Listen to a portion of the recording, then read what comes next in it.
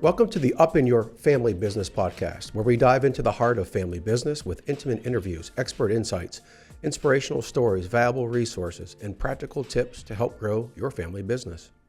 Welcome to another episode of Up in Your Family Business. I'm your host, Todd Rimer, co-owner of Element 212, the marketing agency for family businesses, and I appreciate you tuning in.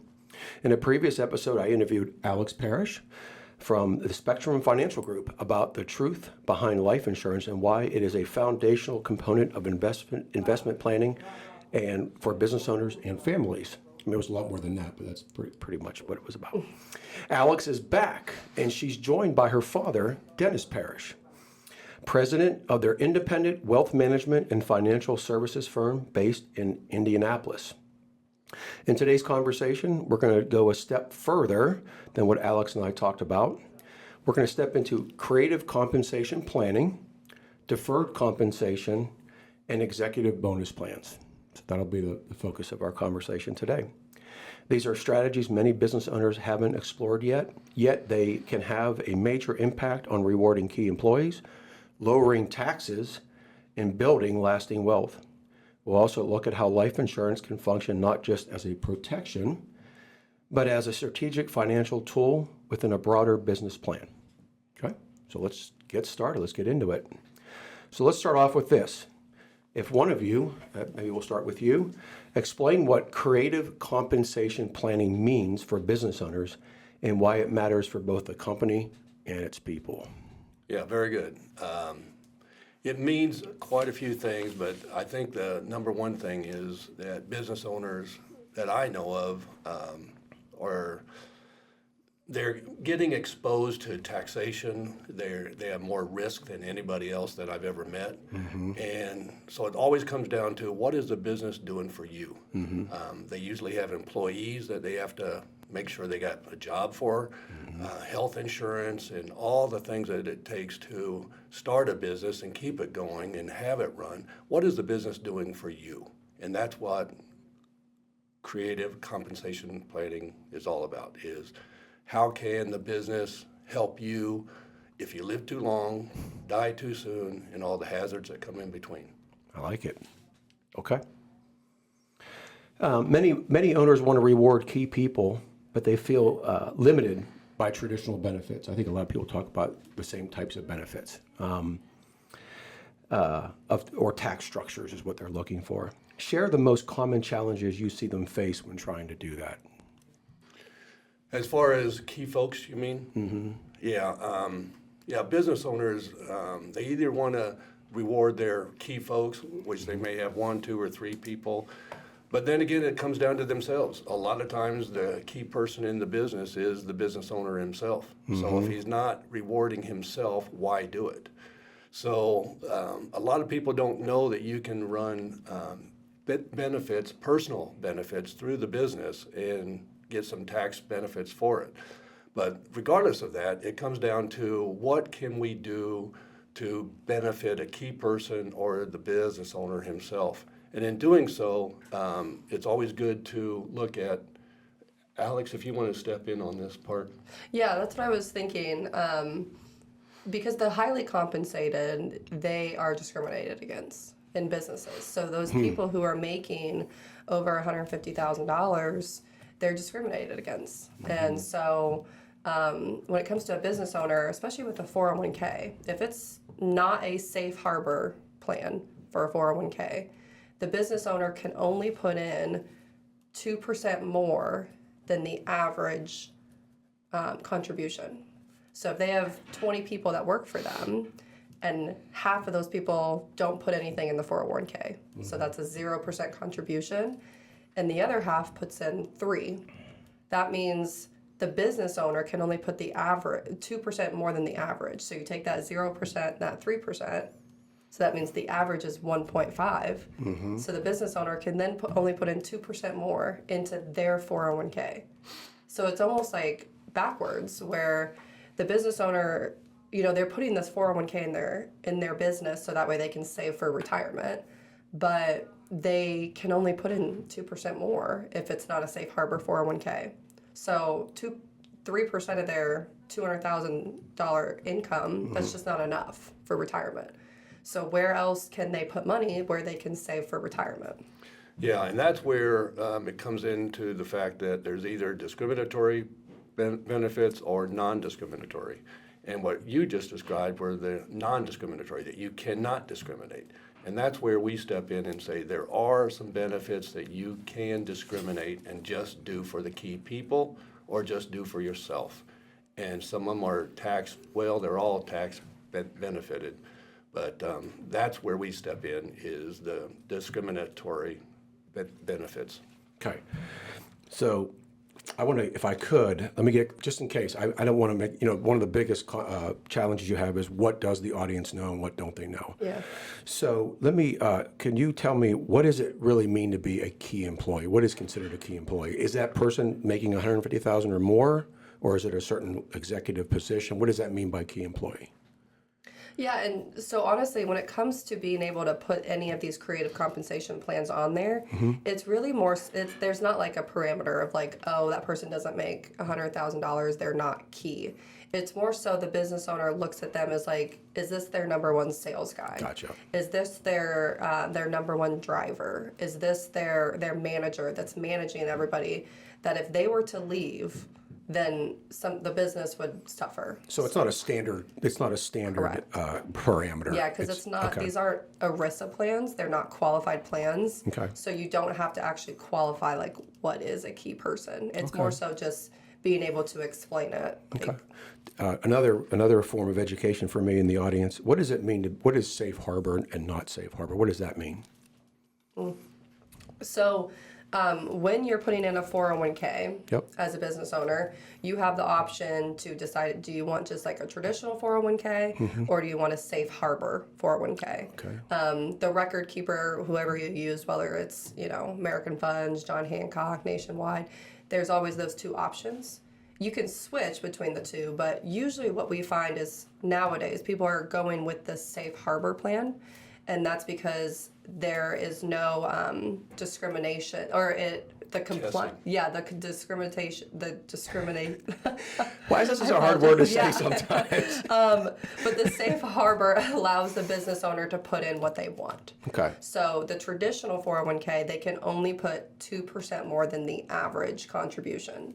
Okay. So if they have a safe harbor plan, they can put in that maximum, which is that $24,500 into their 401k. So we've discriminatory. I had to say it slowly and concentrate.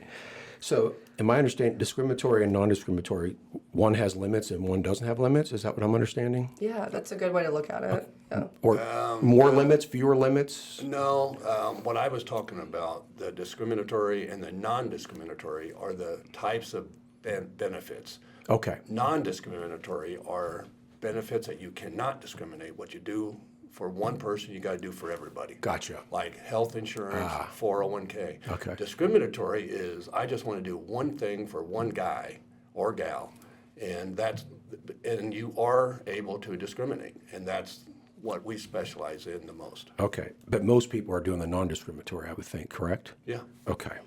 Yeah, those are the usual benefits And those are that those, people hear those about. traditional benefits that I asked you guys about. Yeah. But most owners are just doing traditional, which are non-discriminatory. And when I meet business owners, it's amazing the ones that say, I didn't know I could do this. And they always want to ask their CPA. And I say, well, your CPA, if your CPA is good at what he does, he probably doesn't know about this, because they're very good at what they do to save you taxes. That's their job, to point that out. Our job is to show you how to make money. That's what we do. Okay, that's great.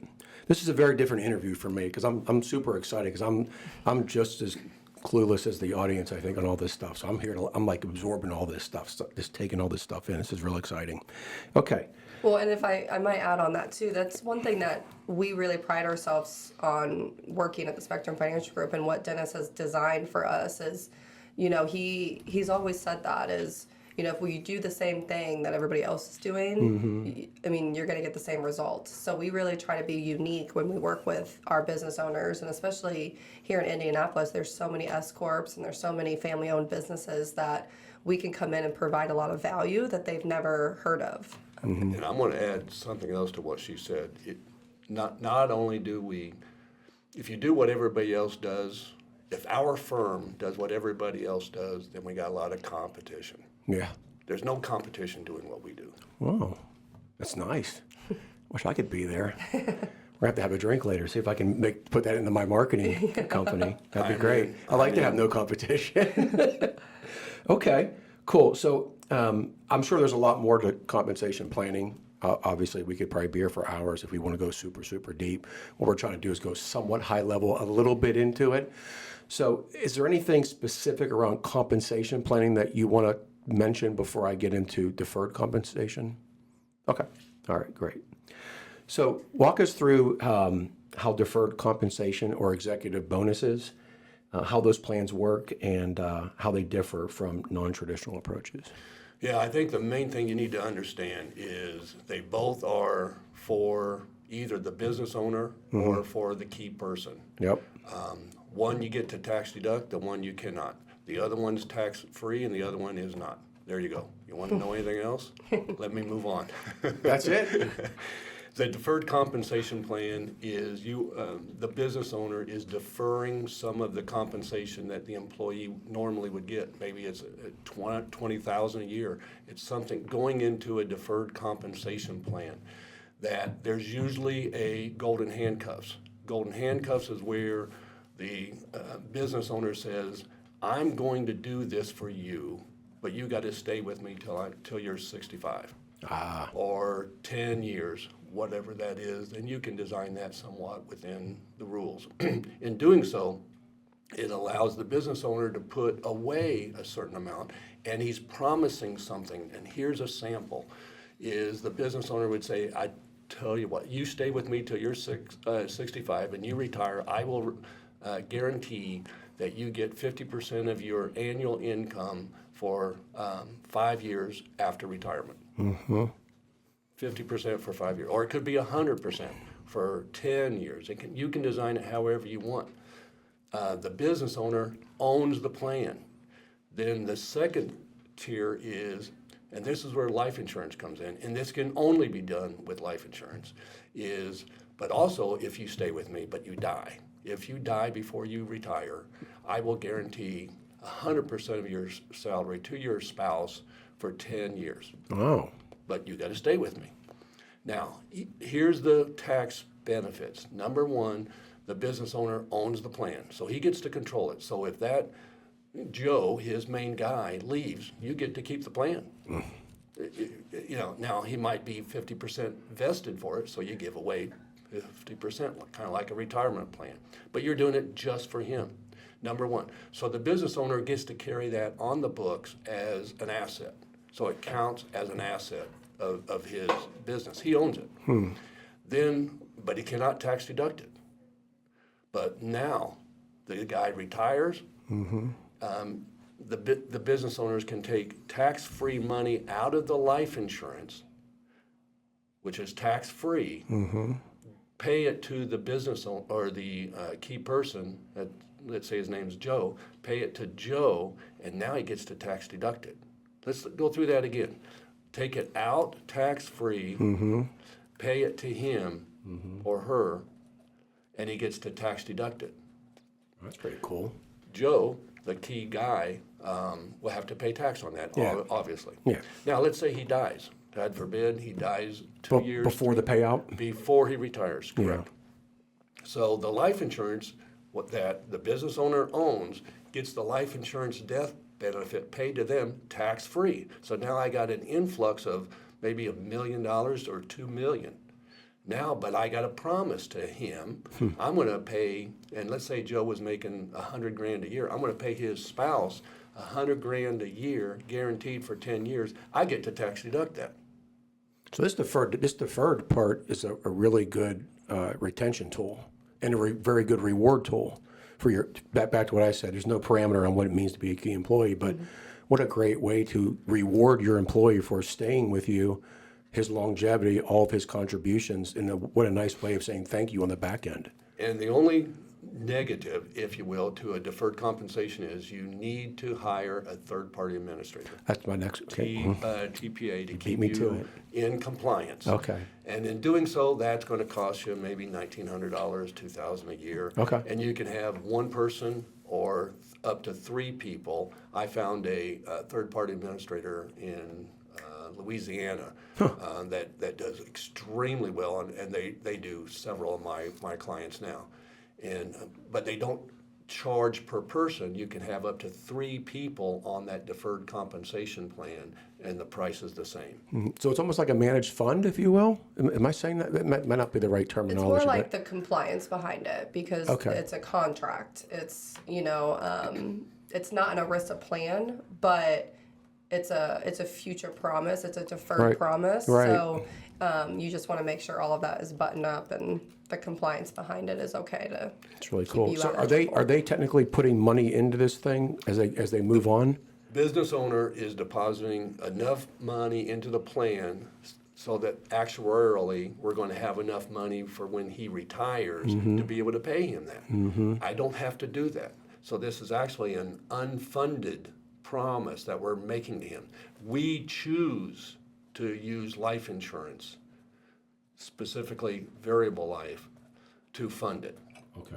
The business owner really doesn't have to. It's unfunded, which is dumb for them to do, ridiculous for him to not do. You should always fund it. Hence, you have to have the third-party administrator to make sure that it's actually there, it's going to be there, and it's a promise. And this has come because of Enron and WorldCom back in the 80s. That I remember that, yeah. Well, deferred comp has all changed because of that.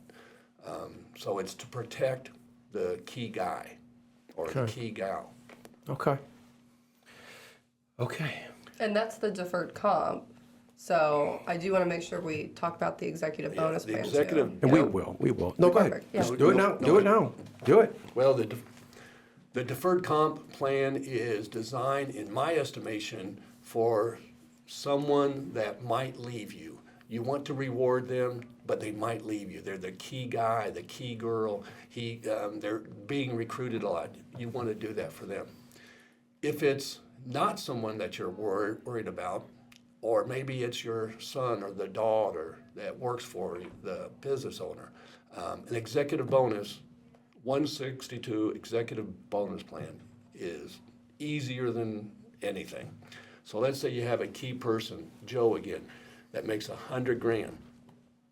We say, Joe, we want to do this specifically for you. We're going to help you build a tax-free retirement plan for yourself. And again, he pays it at the back end when it pays out. Right. Right. Okay. So then we will put X amount of dollars, maybe $20,000 a year, into a life insurance plan. Why is this? So that Joe, the key person, gets to name the beneficiary, and he would probably name his spouse in that example. Okay. He owns the plan.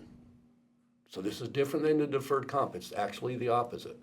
So now Joe, the key person, owns the plan. He gets to allocate that cash value as he wants. He names the beneficiary, which would probably be his spouse. But then when he retires, we stop paying for this.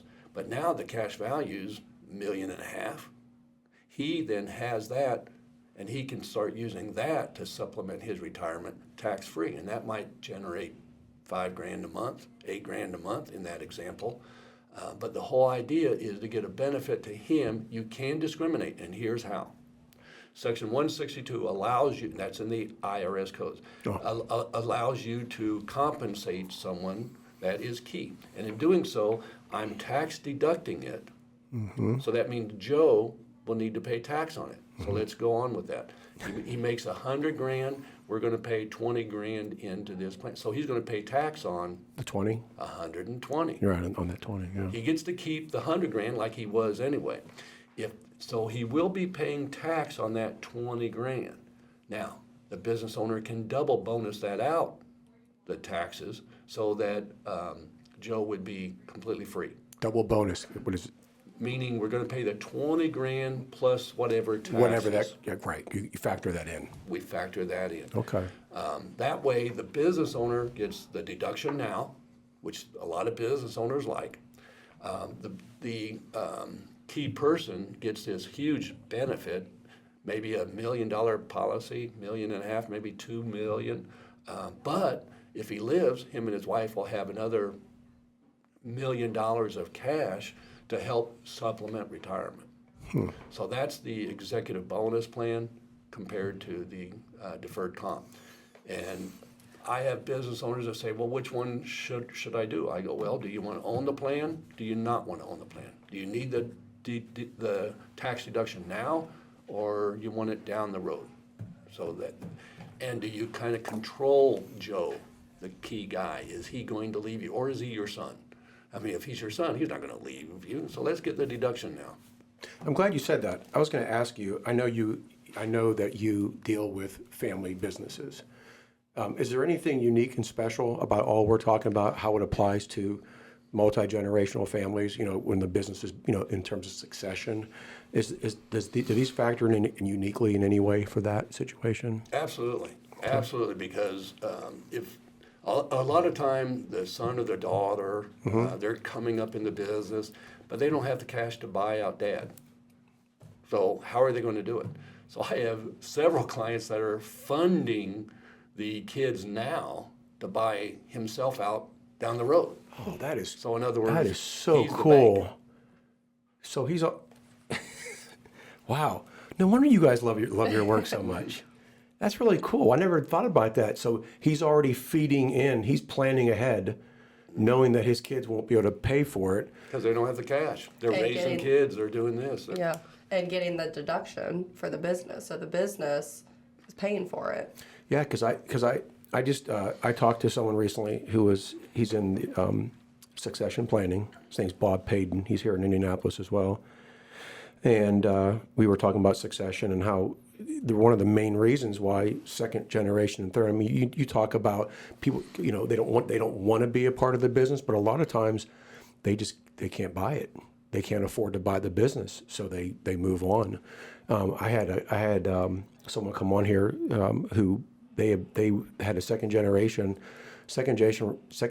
wanted to buy the business, couldn't afford it. So their option, they went to an ESOP. That was another option they took. Never even thought about what you're talking about. You're already putting money aside for that future event. And that keeps it in the family. That way the business can continue, and it takes away that financial burden on the next generation. Yeah. Wow. Absolutely. This is fascinating. I'm learning so much today. This is exciting. My head is spinning right now, by the way. I know this is like second nature for you guys, but as you're speaking, I'm like, what question should I ask now? Because I'm learning so much. All right, let's pause just for a second because this is great information. So let's think about a typical business owner. So let's talk about someone that interacts with you for the first time. I'm not looking to go through your sales process or how, but I am curious to know, when people come to you, are they coming to you because they recognize you guys as the company that can help them with this? Or do they come in typically, we talked about the typical traditional way of doing it. Do they come in seeking your advice on traditional packages, and then you introduce this to them and blow their mind? I mean, how do most business owners come to understand this? If I may start this. Yeah. Business owners don't come to us to buy life insurance. They don't come to us to do that. They come to us because we're going to show them how to create wealth that they can't outlive. Right. There are several ways to do it. You can build a business, buy rental homes, invest in your 401k. Business owners has a finite amount or ways to invest, and they don't know about these ways, if that's a way to put it, these ways. They don't know about it, but they do know, well, I'm building wealth in my business. And I had a client the other day say, yeah, my biggest retirement is selling my firm. And he's like 55. I go, okay, when was the last time someone offered you anything for your business? Oh, no, well, they will when I'm 65. How do you know that? So their biggest wealth is their business being sold. I have 2 business owners now that are trying to sell their business. They can't find people to buy it. Which is why you shared with me when we talked last, you mentioned that selling your business should not be your retirement plan, correct? Absolutely, it doesn't work. It doesn't work. I had probably about 5 years ago that he actually sold his business twice. Sold it to his key guy. He failed. He had to come back into the business owner had to come back into the business, build it back up to sell it again. Was that a fun retirement for him? No. I mean, hell. So it comes down to, so should all your money be in one pot? I mean, our grandparents told us a long time ago, don't put all your eggs in one basket. But people do it all the time. The smartest people I know do it every day. So I tell them, okay, everything you're doing for retirement, everything, your business that you sell, you're going to sell that someday, capital gains. Your 401k, you're going to pay tax on that when it comes out. Your rental homes, like I have some, and you're going to sell those, or they're going to create income every month because they pay you rent. I'm going to show you how you can do a Roth, which, by the way, you don't qualify for because you make too much. But I'm going to show you a Roth idea. It's called investment grade life insurance. That's when we show them these ideas. Well, what are we going to call it? Executive bonus, deferred comp. Those are just processes to show them how to build wealth that's either tax-free or tax-benefited. Which is what we talked about in our first conversation, that everyone looks at life insurance as a death benefit, but there's way more to it than that. We covered that a lot, and this is why we're having this conversation, and we're building off what we talked about and adding some more delicious sauces to it. This is really cool. I love this. Okay. So what does... I'm trying to think how to do this. What does your initial, when you first sit down with somebody and talk through this, how in depth do you go? What is that? Is that a half hour, hour and a half? Like how deep do you go in order to uncover how you can serve the needs of your clients? What does that exploratory process look like? Yeah, real quick, I think it's, and then Alex can answer too, but is what I think we only need is probably about a half hour, 40 minutes. Oh. And that's just to ask questions. I want them to know me, and I want to get to know them, what's important in their life. Then I want to say, okay, what's your business doing for you? Oh, a good question. And they always say, well, it pays for my truck, and I got my 401k, it pays for my health insurance. Okay, but what is your business doing outside of that, just for you? I like that question. And those are the questions that we ask to find out, do they even care? I bet you they never even thought of that question for themselves. I've been doing this for a long time, and I still get every day the same thing. Say, well, I hadn't thought of that. Well, maybe we should. I like that. We've been talking about some tax benefits, but I do want to quote you because I want to see if it brings up anything else that you want to add to that. You shared that these plans we're talking about have the tax benefits that people are screaming for. I think those were your words. Why did you say that? Is there anything more you want to add about that? Because that's a really strong statement. Yeah, and I'm very strong about that.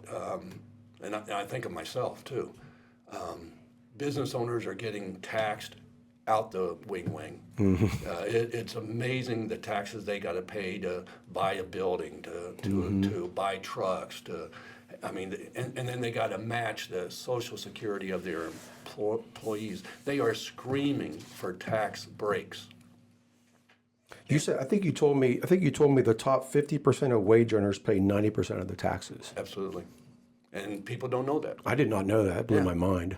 It's amazing, and if you look at the top, I don't have it here, but it gets even worse. The government can't continue to tax the rich. I mean, they're being taxed now. Everybody says, yeah, but the people, they know how to. There's loopholes. Those loopholes are going away all the time.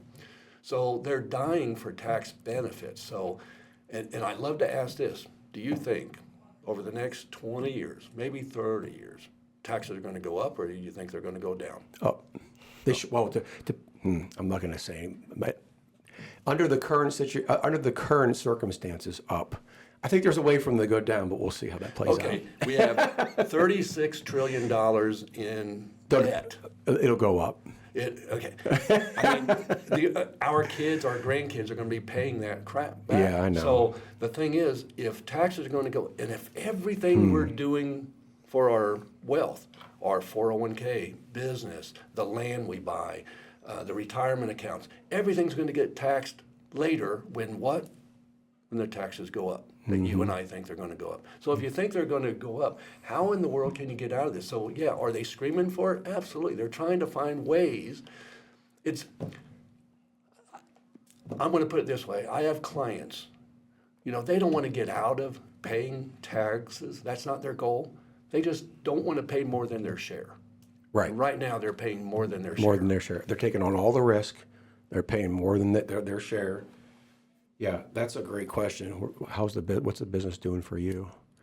Huh. And I think if we can come in, being investment advisors, we don't get to use the word safety, protect, guarantee, all of those things. But when it comes to using life insurance, we can use those words for some of our conversations. And the biggest thing that makes us different is if we can guarantee how your money is going to get taxed in the future. Because even right there, we could talk, do we think it's going up? Do we think it's going down? I mean, history shows they're probably going to go up, the taxation. But we don't know. So you're putting all of your eggs in this basket where we don't know how the taxation is going to work.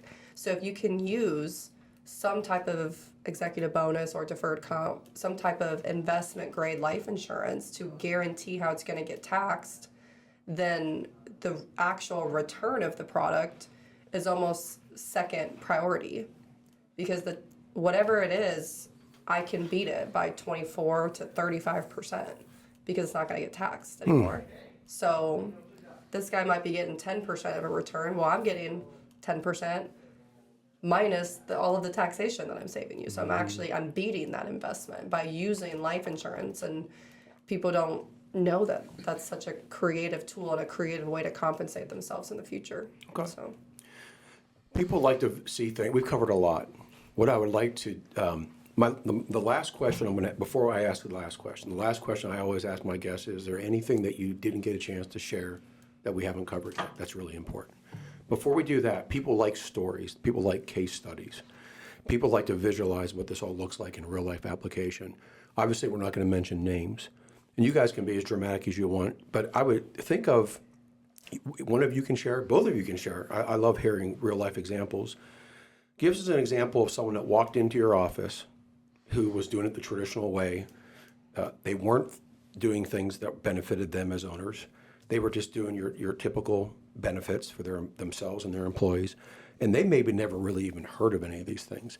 Would you guys mind sharing a story of what that looked like when they first walked in the door, and maybe what it looked like when they walked out at that door, and maybe what it looks like today for them, maybe 10 years later?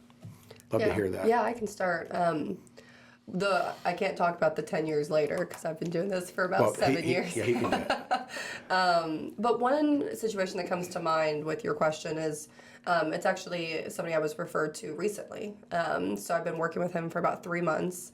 It is a business owner. He owns the business 100%, and he's got a key person, somebody who honestly runs 95% of the business, which is great. It's a great setup. And if that person were to leave, that business owner would have to step in and replace them first, but also sales and everything would tank until he could build it back up. All right. So I was actually referred to him because we talk about executive bonus and deferred comps all the time. So I was referred to him by his business coach saying like, hey, you need to talk to Alex because there's probably some creative compensation planning that you can do for this guy to keep him, kind of golden handcuff him to you. But what's so interesting about our process is, so business owner came in, we met with him, we kind of talked through the different things we do, and also, our process of, okay, well, let's get some golden handcuffs for this guy. Let's get him tied to you, and, for the next 20 years. Yeah. So that way you can continue to, grow your business, but also, you're rewarding this guy who's doing so much for you. And even now, like we're actually in the underwriting process for the life insurance because we've decided, okay, we're going to do one of these things. Okay. We're going to do some type of executive bonus plan, or we might do a deferred comp. But with our process, the biggest thing is just figuring out the life insurance cost first. Right. Because we're doing it for the investment. We're doing it for the golden handcuffs, but we got to know the cost of life Which goes back to insurance. what we talked about being that foundational piece. Yeah. Right. And so even today, I've got a call with him later this afternoon, actually, where we still don't even know which path we're going to choose. Does he want the deduction now, or is he more about needing it later, like that type of vibe? Do you advise on those things, or do you let the client decide which way they want to go? We educate them on the two options, and then usually we try to get their CPA somewhat involved in that. Okay. But we, based off of what they're trying to accomplish, we can usually guide them in the right direction. So I kind of know which one we're probably going to go to. But what I'm excited for is this guy who's running his business is feeling already, the conversations I've had with him, he's already feeling such joy and such like, wow, like he's doing this just for me then? Like that's, so it's very cool for me to feel that energy of. Again, it goes back to that rewarding retention. Yeah. And it's also just seeing how I'm changing his life because I'm giving him this additional retirement benefit that nobody else in the company is gonna have, and so it's very rewarding for me. So this was just a recent so you just recently you saw the light bulb go off and the excitement go off for the owner as well as the employee. It's very fun. It's really cool. Yeah. So you've been doing this a little more than 7 years? A little bit. Okay, so feel free to share whatever story you want. I'd love to just hear a story from you. I think one of the biggest stories is one of my bigger clients that I met years and years ago, and it's a business up north. There's 4 owners. Anyway. And we did a buy-sell, which is a business continuation plan. We ended up using investment-grade insurance and overfunding it to use it double-duty dollars. Double-duty dollars, I like it. Using it as a deferred compensation plan, too. So what he means by that is he's using the same dollar to accomplish 2 different things. Right. I like that a lot. Is that something you came up with, or is that a phrase within? Oh, I came up with it right after I stole it from somebody. Okay, all right. Yeah. And in doing so, they built, and now I got a deferred comp plan in there for about 6 of their key folks. Well, in the meantime, through the years, one brother retired. A few years later, the other one did, and now the third one is about to. So they've surrendered their plans. $5.5 million went to them to help fund their retirement tax-free. And didn't put the burden on the 4th one. Exactly. Wow. And so so I actually sold it, saw it work. So that's the one that I've actually seen go from one extreme to the other. Just work like you wouldn't believe. Now we still have the deferred comps in there, but the original owners have turned it over to their kids. So now they're clients of mine. So it's working out really, really well, and that's just a real quick example that I thought of just now. I love it. So what I'm hearing is this is a really good approach and solution for multiple owners, whether it's family or otherwise. So if you have 2 or more owners, especially, this is a really great way to protect the ones that stick around. Because that does happen. Sometimes you'll start a business and someone leaves, and there's a lot of consequences for that. And it can also create a lot of animosity. Families can get destroyed if that's not handled. So you're talking succession's an important thing, wealth management, planning for all these things. There's a lot that goes into this. Well, look at that. When it comes to business succession planning, I was told by a lawyer friend of ours that, and I believe it's true, he said 70% of the small businesses do not have a business succession plan. In other words, what happens if that business owner, whether it's 1, 2, or 3, or 4, if they become disabled, die, or what if he just wants out, like he wants to walk? He just says, I want to retire, I'm out of here, this sucks, I'm gone. How do you buy him out? Well, if you don't have a succession plan, you're screwed. If you don't have all those things identified on, okay, if you become disabled, I'll give you a good example. If you get disabled, you own the firm, and your kids work there. You become disabled. You own 100% of the firm. All right. Do you expect to get paid? I mean, you own it, right? Yeah. The business is going to continue. You're going to get paid, right? Did you know that's against the rules as far as the IRS is concerned? Because you cannot pay someone a salary if they don't work there. That's called a dividend. So you have to be an owner-operator to get paid, almost, basically? Yeah. Okay. In so many words. So there's actually a lawsuits that cover that going back to 1932. So it's fun, and that you need a business succession plan to continue the income to the business owner. God forbid if he becomes disabled. So there's lots of little tricks in there that people don't know about, and they can get stung. I love it. So what you guys do is really part of succession planning. Yeah. Well, A and big the part of value, yeah, and the value that we bring to these business owners, it's, I mean, because we work 100% referrals, and so our clients are our biggest referrals, but we also have some great centers of influence and other referral partners here in Indianapolis because they see the value of, like, when we sit in front of a business owner, there is, out of the few years I've been doing it, there's not been one business owner that I've sat in front of that we haven't been able to help with one of those things that we've mentioned. You know, maybe it's not the right time for an executive bonus plan yet, but they might need some key person insurance, just regular life insurance. Then they might need a buy-sell. They might need something to help with short-term disability. You know, all of these things that business owners, they spend all of their time running the business and making sure that their staff are okay and that their staff has these benefits. But we are able to come in and get them to kind of step back and, okay, what is it? What is the business doing for you? You know, that question. So it's become fun.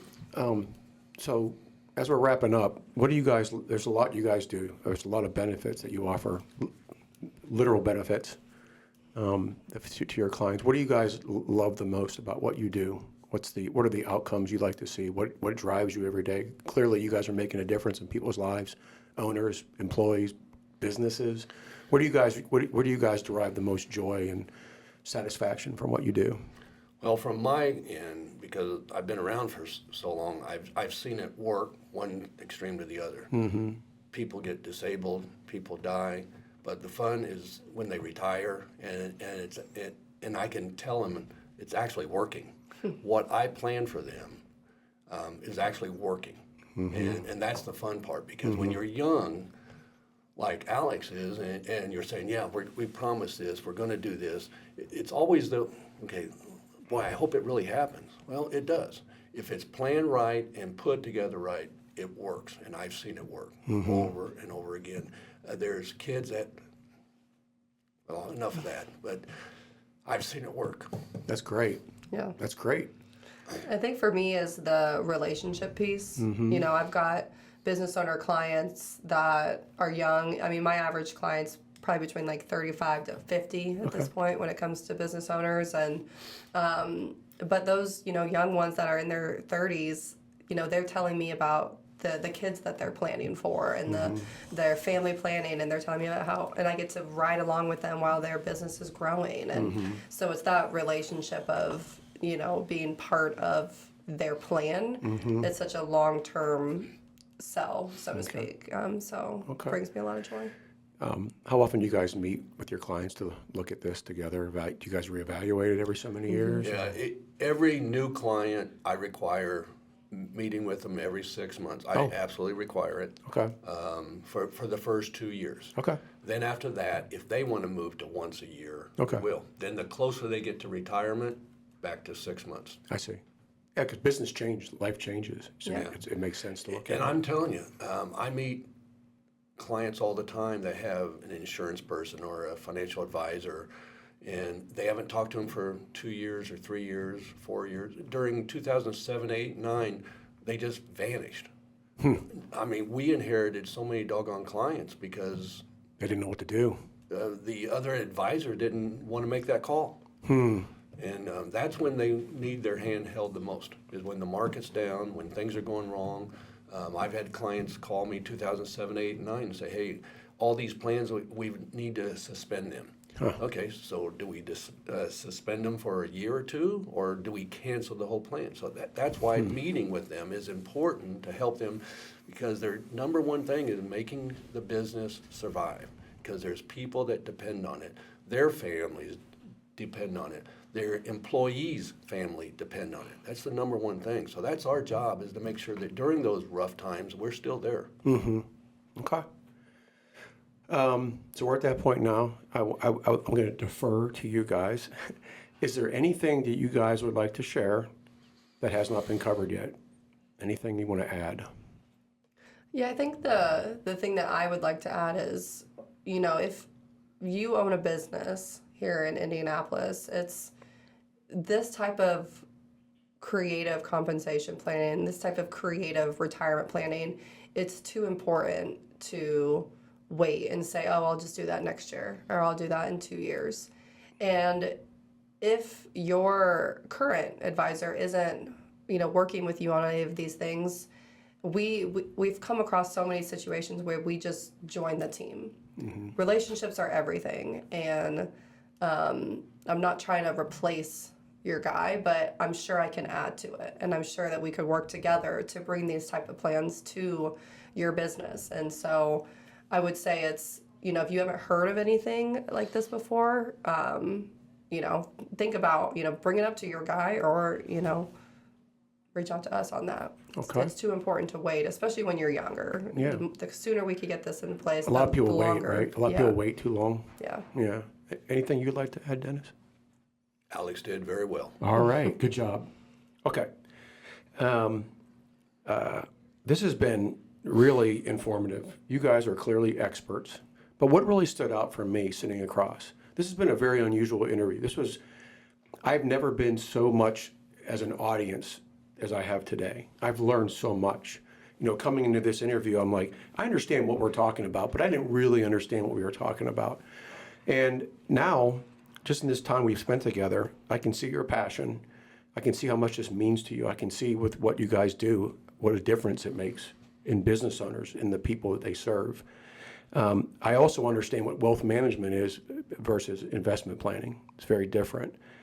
Hearing what you guys talked about today. So, I am a business owner, but if you are a business owner and you're looking to protect your interests, protect the interests of your key people, looking to protect your business as a whole, look to the future. I mean, this is the way to go. This is the way to go. And honestly, before meeting you, Alex, I didn't know that much about life insurance and how it was way more than just a death benefit.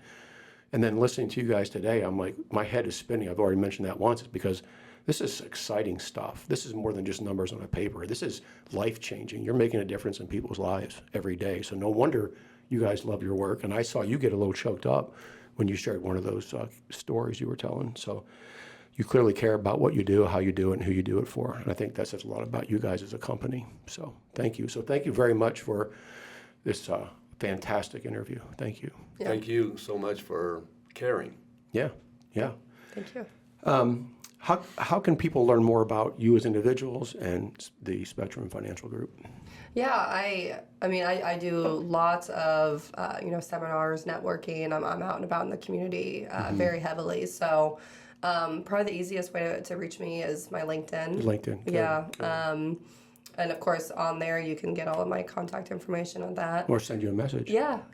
I'm always available. So I'm sure we'll share our website and my contact information. And What's your favorite way to first meet people? Do you like coffee, lunch, at your office? What's your preference? I love having a coffee, a lunch, and I always love a good happy hour. Okay. So, all right. Good. How about you, Dennis? What's your favorite mode of interaction? Yeah, first time is in the office. Okay. I want them there, and if they have to bring their kids, that's great too. Mm-hmm. But I want to talk to the owners about, and if it's not at our house or our office, then it'll be at theirs. Okay. Because either the first or the second meeting, I do want to meet at their place because I want to see how they run it. I want to see their employees. I want to see how they're treat each other. Get in the trenches. Because I like that. there's certain things that I look for when I look for a new client, but that's what I do. So either the first or second meeting will be at their place because I want to see how they work and where they work. Okay, I like that. and I think the important part of it is we are very in person. I mean, we look at our sales process and, here and there we can hop on a phone, of course, or a Zoom if it's needed to keep the process moving along, but we It's too important to not be in person and feel, what that business owner is feeling and understand fully what they're trying to accomplish. And so we are an in-person company. Again, given your level of expertise, your knowledge, and what you guys do, my guess is, if we're talking about relationship, my guess would be that most people you talk to probably end up doing something. But at the very least, they're at least getting what I'm getting, which is a lot of valuable information. And that's very helpful. Yeah, absolutely. Very helpful. Absolutely. Okay. Well, thank you very much again. And just a quick note before we end, Up in Your Family Business is sponsored and produced by Element 212, the marketing agency for family businesses. To our viewers and listeners, if you found this episode to be valuable, please follow and share Up in Your Family Business with another owner or leader who could benefit from it. And I would add also, reach out to Dennis or Alex. It would be a good investment of your time. Until next time, may you, your family, your team, your customers, and your community be blessed.